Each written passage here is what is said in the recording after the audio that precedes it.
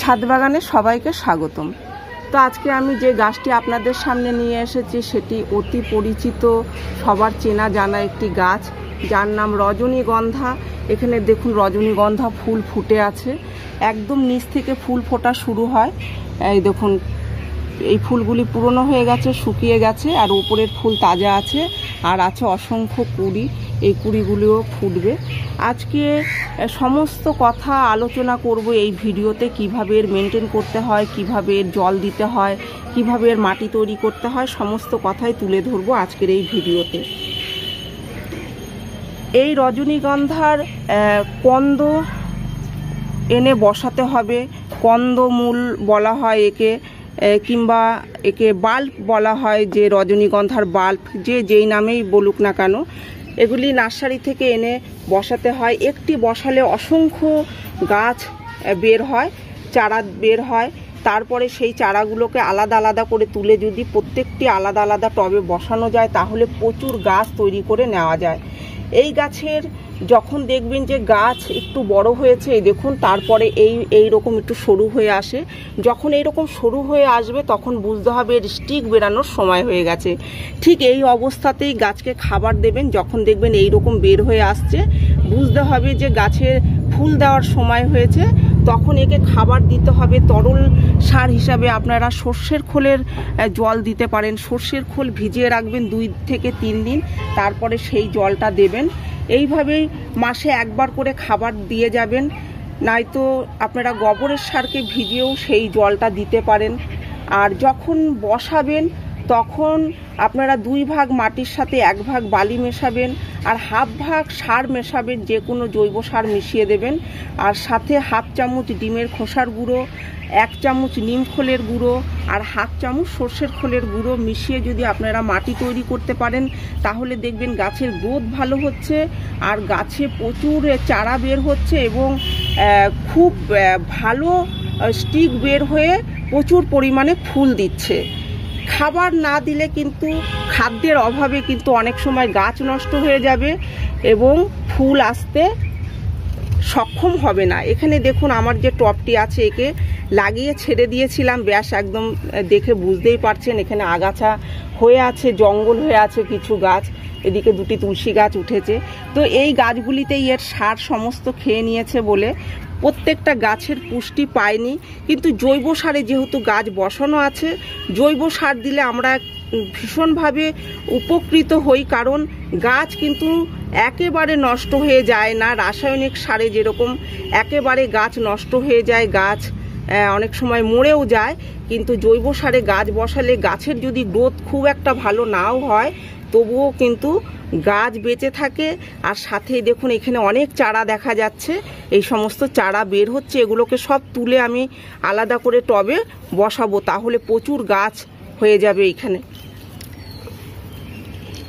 আর এতে জল দেবেন কিভাবে, মাটি চেক করে দেবেন। যখন দেখবেন ওপরের মাটি শুকিয়ে আসছে, তখন আপনারা জল দেবেন। কারণ এর যে কন্দ, এই কন্দ কিন্তু অতিরিক্ত জলে কিন্তু কন্দ পচে যাওয়ার ভয় থাকে, তাই জলের দিকটা একটু সাবধানেই দেবেন। জল খুব অতিরিক্ত জল দেবেন না, যখন দেখবেন জল দেওয়ার প্রয়োজন আছে তখন জল দেবেন। আর রোদ্দুরে রাখবেন, এই গাছ রোদ্দুর পছন্দ করে, অন্তত 5 থেকে 6 ঘন্টা রোদ্দুরে রাখতেই হবে, তাহলেই এই গাছে খুব ভালো ফুল আসবে। এখানে এই পাশে এই যে দেখাবো, আমি একটি গাছ মানে এই টব তুলে ফেলেছিলাম, টবের এই মাটি, তো তুলতেই আমার মনে হলো যদি আপনাদের সঙ্গে শেয়ার করি, তাহলে আপনাদেরও কিছু হয়তো উপকার হয়ে যাবে এই ভিডিওটিতে, যার জন্যই আমার ভিডিও করা। এই দেখুন এইখানেও তাই এরকম কিছু আগাছা হয়েছিল, আর এইখানে তুলসী গাছ হয়ে রয়েছে। তো আমি এই টব থেকে এইভাবে তুলেছি, তুলে এটিকে ছাড়িয়েও ফেলেছিলাম। এখানে দেখুন আমি দেখাচ্ছি, এর ওপরে যে পাতাগুলো আমি কেটে ফেলেছি। এই দেখুন এই পাতা কেটে ফেলেছি। এখানে দেখুন একটি বসিয়েছিলাম, এই হচ্ছে এর মূল কন্দ যেটি, আর তার সাইড দিয়ে দেখুন অসংখ্য চারা তৈরি হয়ে যাচ্ছে। এই দেখুন সব ছোট ছোট, এইভাবে নিয়ে একটি করে খুলে নিয়ে বসালেই কিন্তু একটি গাছ তৈরি হয়ে যাবে। তবে এত ছোট থাকতে তুলে না বসানোই ভালো। এগুলো যখন আরও বড় বড় হয়ে যাবে, মোটা হয়ে যাবে, তখন তুলে বসালে সব থেকে বেশি ভালো। তাই আমি এই প্রত্যেকটি ছাড়াবো না, এই ধরেই বসিয়ে দেবো টবে। যখন দেখবো এগুলো একদম ভর্তি হয়ে গেছে, টব ভর্তি হয়ে গেছে, এগুলি বড় হয়ে গেছে, তখন আবার তুলে সব খুলে খুলে বসাবো। তো একটি থেকে এতগুলি সমস্ত চারা বের হয়েছে, এগুলি বড় হলে এর পাশ থেকে আবার বের হবে। এক এক সময় কি হয়, এত হয়ে যায় যে টব পর্যন্ত ফাটিয়ে দিতে পারে। তাই একে সময় মতো তুলতে হবে। যখন দেখবেন ভর্তি হয়ে গেছে, পুরো একদম টব ভর্তি হয়ে গেছে, তখন তুলে আবার নতুন করে বসাবেন, তা না হলে কিন্তু টব ফেটে যাবে। এত চারা তৈরি করে। একে বসাবেন,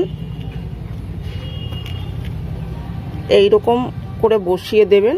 এর পুরো যে মাথাগুলো যাতে একটু ওপরের দিকে থাকে, এরকম জেগে থাকে, এরকম করে বসাবেন।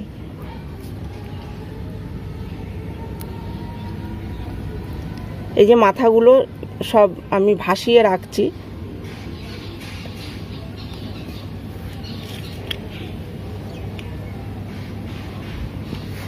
এই মাথাগুলো ওপরের দিকে থাকলে আমরা বুঝতে পারবো যে এর থেকেই নতুন নতুন পাতা বের হচ্ছে আর গাছ একদম পুরো সুস্থ আছে। পচে গেল কিনা সেটাও আমরা বুঝতে পারবো।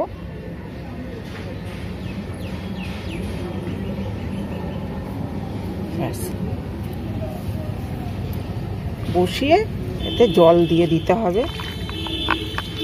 প্রথম দিন একটু বেশি করে জল দেবেন যখন বসাবেন, তারপরে মাটি চেক করে জল দেবেন।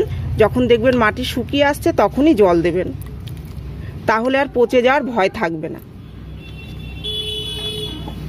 তো এইভাবেই গাছ করুন। এই গাছ করা খুবই সহজ। গাছ একবার বসিয়ে রাখলে দেখবেন আপনাদের সারা বছর এই গাছ থেকে যাচ্ছে। ব্যাস শুধু নতুন নতুন করে টব তৈরি করে নিতে হবে আর প্রচুর গাছ হয়ে যাবে। তো এইভাবেই এক থেকে অনেক গাছ তৈরি করা যায় আর অসংখ্য ফুল পাওয়া যায়। তো বন্ধুরা, আজকের মতো ভিডিও এই পর্যন্তই। যদি আমার এই ভিডিও আপনাদের ভালো লেগে থাকে তাহলে লাইক করবেন, শেয়ার করবেন, কমেন্ট করে জানাবেন আর আমার এই চ্যানেলটিকে সাবস্ক্রাইব করবেন। আপনারা গাছ লাগান, ভালো থাকুন, সুস্থ থাকুন। দেখা হবে পরের ভিডিওতে।